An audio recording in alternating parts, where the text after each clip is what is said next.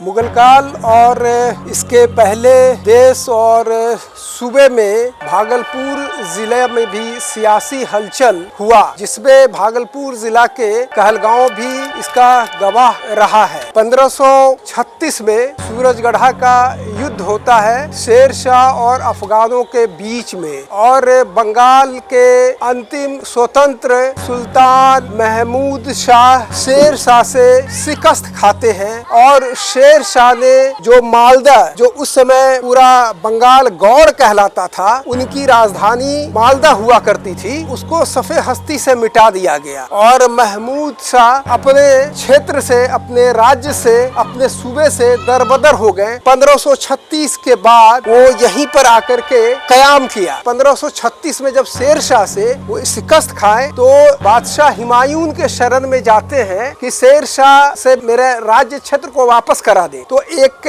तमलुक युद्ध होता है जिसमें महमूद शाह की भारी पराजय होती है, और इसके बाद इनका सब कुछ लूट जाता है। और यहाँ पर आकर के जिससे कहलगांव में, जिसको कोलगांव भी पहले कहा जाता था, यहीं पर आकर के ये शरण लिया।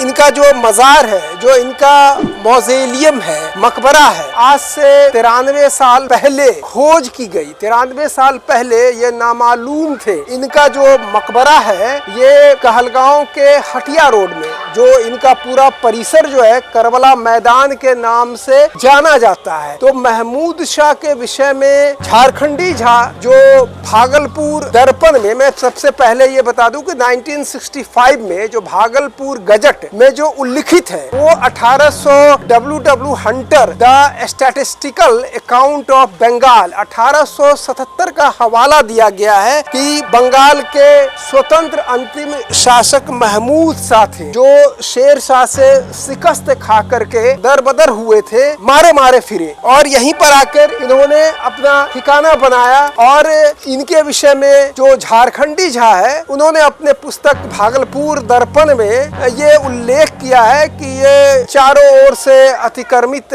पहले भी था और आज भी है, और ये पठान शासक थे जिन्होंने अपने शान, आन और बान के लिए सब कुछ भुला बिसरा दिया अपने राज क्षेत्र को वापस लाने के लिए। तो यहाँ पर जो हम आए हुए आप देख सकते हैं, यहाँ पर महमूद शाह का एक मजार है, और इससे संलग्न सटा हुआ दो और मजार है जो अभी झड़ झंकार से ढक चुका है। बताया जाता है कि इनके दो बच्चे थे, इनके दो साहबजादे थे जो युद्ध में मारे गए थे, युद्ध में शहीद कर दिए गए थे, जिसकी वजह से ये काफी सदमे में चले आए, और उसी सदमे और उदासी में ये 1539 में यहीं पर अपनी आखिरी सांस ली और यहीं पर इनको सुपुर्दे खाक कर दिया। तो एक और जो बंगाल के इतिहास पर जो रोशनी डालता है, रियाजुस सलातीन, उसमें ये वर्णन किया गया है कि महमूद प्रतापी शासक थे और इनके वालिद मोहतरम का नाम अलाउद्दीन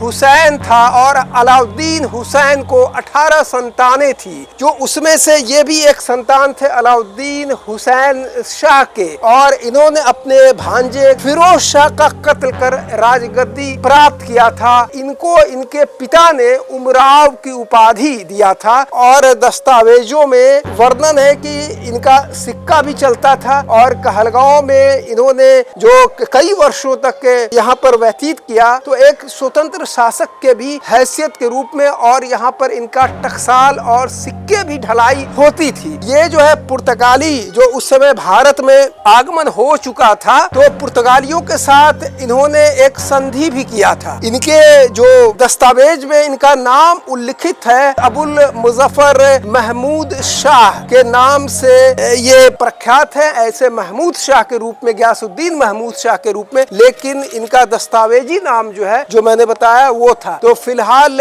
इनके इस छोटे से अहाते में, परिसर में जो बहुत छोटा सा है, और चित्रकारी वगैरह वास्तु कला का ये तो जो बंगाली शैली में इसको निर्माण कराया गया है, जगह जगह पर कारीगरी और चित्रकारी भी दिख रहा है। और ये 2011-12 में संरक्षित हेरिटेज बिल्डिंग के रूप में भागलपुर भागलपुर में जिस तरह से इब्राहिम का, तो उसी तरह से महमूद शाह का भी ये इस मकबरे को संरक्षित धरोहर के रूप में चिन्हित किया गया। इसको 2011-12 से ही हेरिटेज बिल्डिंग का इसको जो है दर्जा प्राप्त हो चुका है। फिलहाल यहाँ पर देख रेख के लिए यहाँ पर 2 गार्ड है जैसा कि कुछ लोगों ने बताया, और ये पूरा का पूरा क्षेत्र करबला है। यहाँ मुहर्रम में लोग पहलाम वगैरह भी करने आते हैं। इसके पीछे भी बताया जा रहा है, चूंकि ये पीछे जंगल है, उसके पीछे भी कई एक कब्रें होने की बात कही गई है, और यहाँ पर एक महमूद शाह का और 2 उनके बच्चे का एक कब्र है। इस चीज को हमने एक्सप्लोर करने के लिए काफी दिनों से मेरे जहन में आ रहा था कि इस चीज को मैं सामने लाऊं और लोगों को दिखाऊं। तो ये था कहलगांव हटिया के पास महमूद शाह का मकबरा, जिसको मैंने आपको दिखाया। उम्मीद है कि जो लोग नहीं जानते हैं वो लोग अब इस वीडियो के मार्फत से जानेंगे और यहाँ पर पर्यटन के उद्देश्य से आएंगे। इन्हीं शब्दों के साथ मैं कैमरामैन अली के साथ सईद अनवर, धन्यवाद।